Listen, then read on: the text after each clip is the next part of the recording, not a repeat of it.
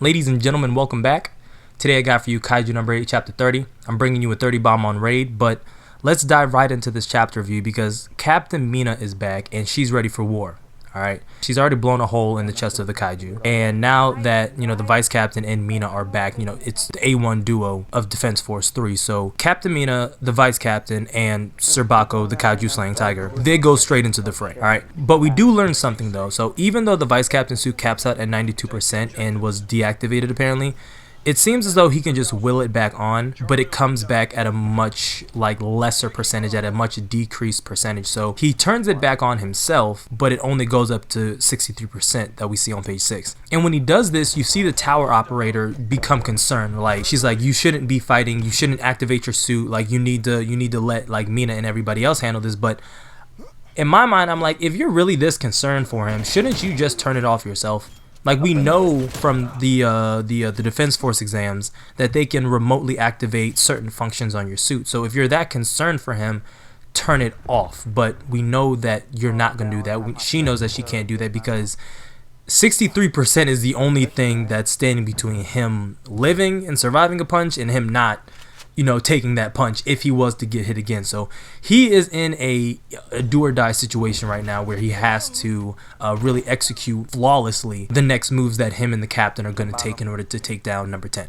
So at this point in the chapter, I'm like, alright, so what's really going to happen? Like, what could realistically occur that would allow for an opening to be made so that Kaiju number 10 could be defeated? Well, I didn't have to wait long because fucking Shino Maya comes in like a radiant angel and attacks number 10 head on. Now, when this happens, it doesn't do anything at all because Shino Maya's defense force output is just not high enough in order to, make a dent in number 10. But the vice captain sees this and tells Shino Maya, no, keep attacking because we're about to make this shit work, okay? So even though Shino Maya's defense force output is much less than the vice captain's currently, she's using an axe. So because the axe carries a tremendous amount more force than what swords do, it makes up for the fact that her defense force percentage is less than the vice captain's and less than number 10's currently. So with her using the axe and the different slaying techniques that she's learned, it allows for her to pick away at the armor. It allows for their attacks to bounce off each other and destroy the armor outright. So it's a tag team going on between Shino Maya and vice captain Hoshina. I knew a tag team was going to happen, something more than just the vice captain and the captain. I didn't know if it was going to be Kafka in Hoshina. I didn't know if it was going to be Ichikawa in Hoshina. I didn't know if it was going to be Kagura in Hoshina. I didn't know if it was going to be Shino Maya in Hoshina.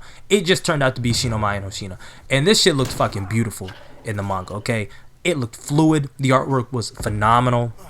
And all this is doing is setting up Mina for her to get her shot off. Like, yeah, she can pack a very powerful punch and blow his entire shoulder off his body, but in between reloading the shells, and I'm sure that gun overheats just like anything else, I'm sure with her letting off those shots, she has to let the gun cool down, she has to reload the bitch, and it's massive, okay? I don't even know where she puts it. Where do you carry that? Where do you carry that? It's an entire cannon that you're toting around on your hip. I have not seen anything relatively close to space-time in the series. Where? You know what? Don't answer the question. But let me not get off track. The vice captain then decides he wants to put the team on his back, and he goes rogue, okay? He references back to him agreeing when he first met Mina, him agreeing to always clearing a path for her.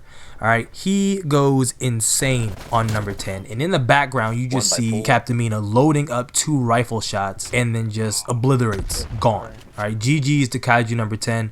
But like I said in the past, he's not the top dog. None of these people seem like the top dog to me. Ever since, I guess it's only been 2 at this point, but from the first time Kafka ever fought number 9, I was like, this doesn't seem like this is villain material, right? Number 10, a little bit better than number 9. Actually, let's be honest, number 10 is a lot better than number 9. Okay, I really thought he was going to do something with the raid on the defense force, and granted there was a good amount of destruction, but I really thought he would have had more screen time than number 9 did, right? Number 10 didn't get that much screen time. I mean, he got better screen time, but not more screen time. So I would have preferred a situation where number 9 and number 10 rated Defense Force 3, and number 9 was the one who got blown to smithereens versus number 10, because I really did fuck with number 10 like that. Number 9 doesn't have that bloodlust. Number 9 has that that mystery about him, right? He has that suaveness, that elusiveness, the mystique about him, right? He seems more like a special agent, where number 10 seemed like a first in the fight gladiator. I like both of them. I do like both of them. But if you had to ask me, hey, which one would you rather see go, number 9 or number 10? I would have told you number 9 off rip. But I'm not going to drag this video out any longer than what it needs to be. Ladies and gentlemen, if you made it to the end, thank you. If you are new, go plus ultra and smash that subscribe button. It lets me know you rock with the content that I put out on this channel. Like the video if you like the video, dislike the video if you dislike the video. Comment on the video, which kaiju did you prefer? Did you prefer number 9 or did you prefer number 10? And what other way did you see the raid on Defense Force 3 going in this chapter now that it's wrapped up? But that is all I have for you. And then like always, and until next time, I'm out.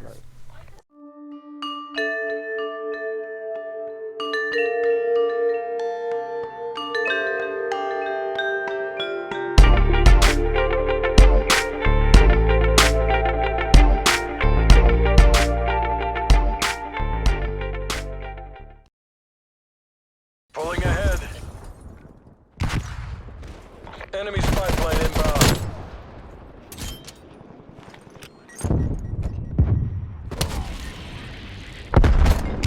Spy plane available for tasking. Spy plane attached to perimeter Angel 6.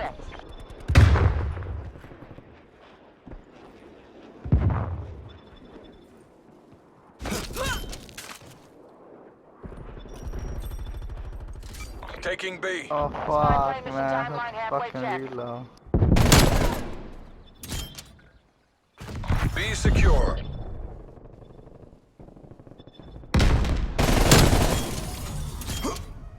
Counter spy plane available for tasking. Sentry turret ready to deploy. Sorry guys, spy plane fuel low. We're out of here. Hostile care package inbound.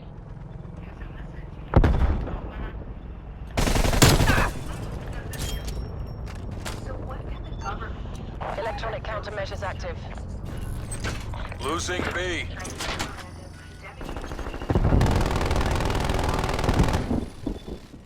Sit-rep, napalm strike inbound. Counter spy plane into you.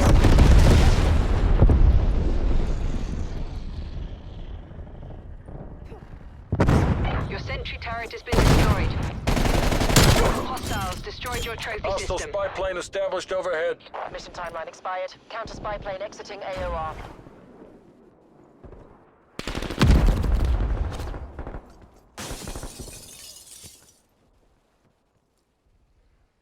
My money.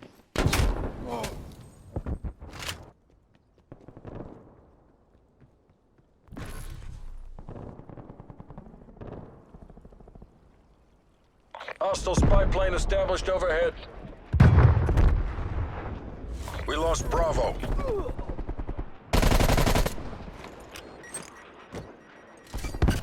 Securing B.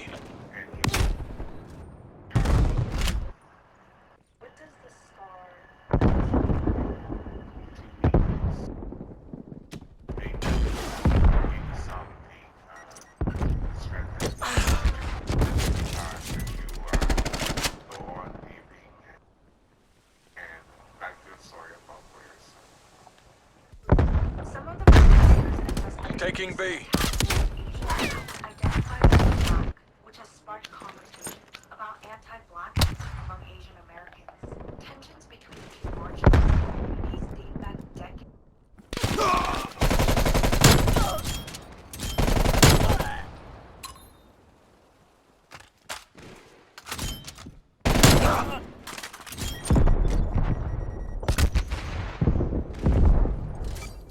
Taking Bravo.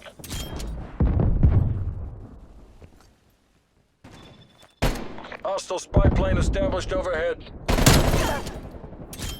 Oh, there's two.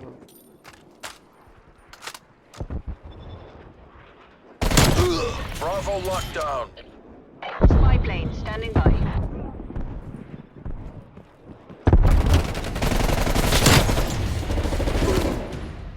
Counter spy plane available for tasking.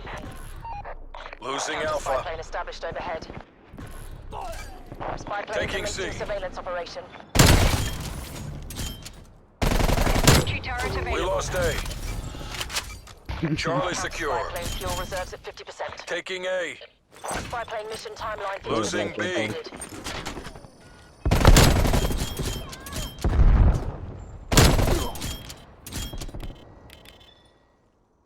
Counter spy plane terminating music.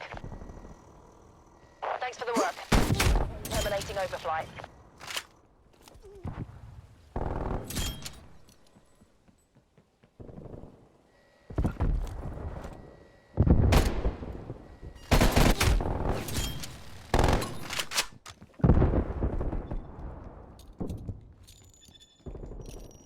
Hostile sentry turret active. Victory's close. Wrap it up and let's go home.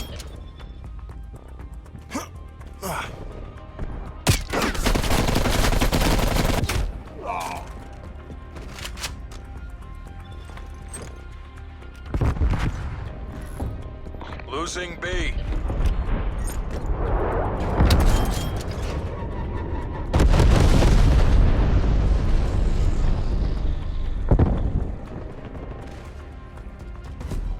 Every wind Oh, pushes I back the Iron Curtain. right there. Textbook.